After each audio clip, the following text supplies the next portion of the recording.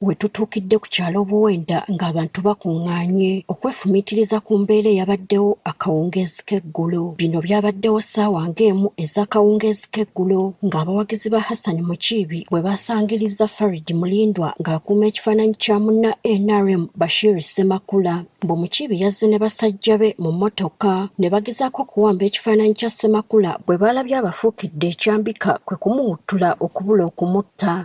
Sobola kuleka kubayaza basiirudde netandika okuzirwanira nti mu kuzirwanira bankubidde embazzi mu nkoona nimbo wansi ngudde wansi sijjeeba kutegeera.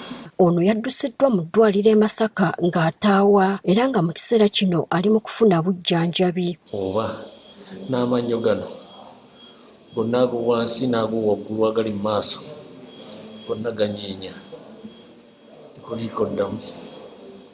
Okusinziira ku mukyala we Aisha Tumushabe yafunye essimu nti bba akubiddwa kwe kwangu wajja amusange yagenze okumutuukako ng'embeera mbi. Kubye essimu ye nga tagikwata kati mu kuba ndi awo nga ekyamukubira takwata ne bankubira bangamba wategedde nti Ssaalongo bamukutte nga neŋŋamba kyekibaddewo tabaasanya bakoze omutalo.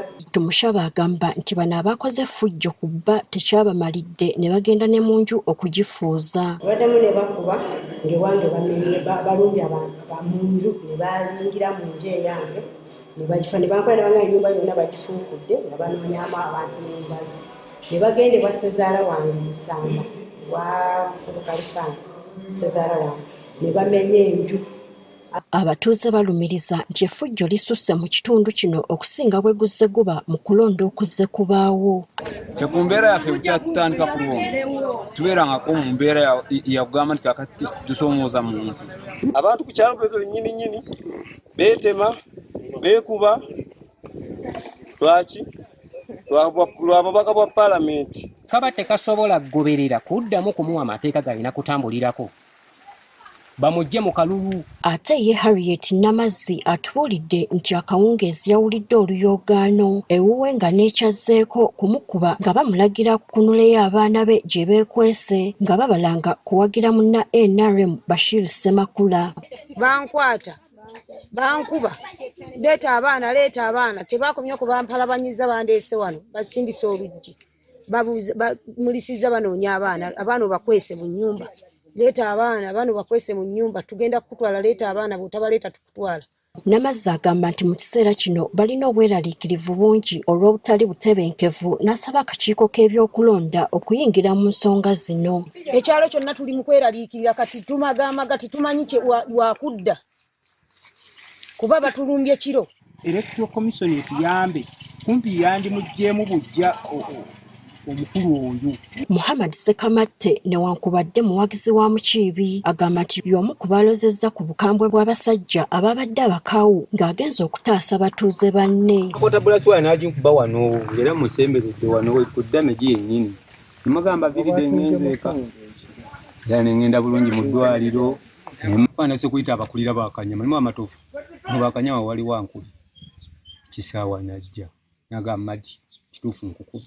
Kinajjukirwa nti n'omwezi oguwedde ku kyalo Mbale mu ggombolola y'e Butenga e Bukomansimbi walabwayo effujjo ng'abawagizi ba Hassan Mukiibi bakuba abawagizi ba Kayemba Solo olw'ekifaananyi kya Kayemba Solo ekyali kiteereddwa ku piki y'omu ku bagoba ba boodabooda mu kitundu kino. Kyokka bo abawagizi ba Hassan Mukiibi nabo balumiriza oluyi lwa Bashir Ssemakula okuba nga be babakozeeko effujjo. Yagenza okukuba owaffe embazzi owaffe yamuyise ku luba n'akuba Falidi w'embazzi kati yamukubye n'agwawo eyagudde awo abantu bavayo nga badduka bagamba Mozo Falidi omukubye embazzi. Omulago yantuuseeko bw'ati Moze n'amusikayo n'aleeta embazzi bwe yagireese n'endaba embazzi bwe nagize bwe nti neekwata ono Falidi adankutte agenda kunkumita. Hassan Mukiibi alumiriza oluyi lwa Bashir Ssemakula okubanga be babadde emabega w'effujjo lyonna eryakoleddwa nga bateegeddwa nga bava Kisiita okukuba olukuŋŋaana lwabwe.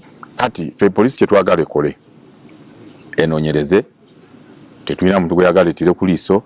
Bw'aba Hassan Mukiibi yakoze ensobi munda, bw'abanga gundi yakoze ensobi munda, naye kyenjagala obbakakasa naddala bana Bukomansimbi baana abasajja abalimba tewali mwana wa muntu agenda kufiira mu kalulu kano. Mukiibi era agamba nti akavuyo konna akakolebwa banne abamuvuganya kagenderera okwagala okudduka mu kalulu. Kano akalulu kabikolwa, kano akalulu kakutunda ideas, bajje batunda ideas zaabwe eri abantu. Abantu bwe banaazigula tewali mutawaana, kalusi kakufaana kuwona.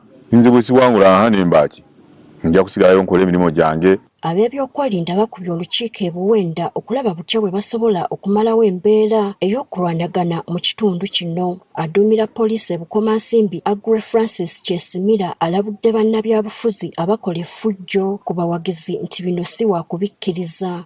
Naye omuntu yenna akozesa amaanyi ku nsonga zino n'afoosinga abantu abalala n'akuba abantu abalala n'akutira obuyundo n'ajjayo amayinja n'ajjayo emigo tetujja kumukkiriza kubeera mu kyalo muno. Banange tuli wamu. N'amateeka g'ebyokulonda gagamba nti omuntu yenna amenya amateeka g'ebyokulonda Electoral Commission ng'ekolera wamu naffe wano erina obuyinza obumuwanduukulula. Ebikolwa eby'effujjo byeyolese nnyo mu constituency eno eya Bukomansimbi South nga ne gye buvuddeko akakiiko k'ebyokulonda nga kali wamu n'ab'ebyokwerinda kayita bonna abaali beesimbyewo okulaba butya bwe bamalawo okulwanagana kuno, wabula n'omwezi teguweze ng'era ebikolwa bye bimu bizzeemu. Gertrude Mutyaba, Agafeeyo ku Spark TV.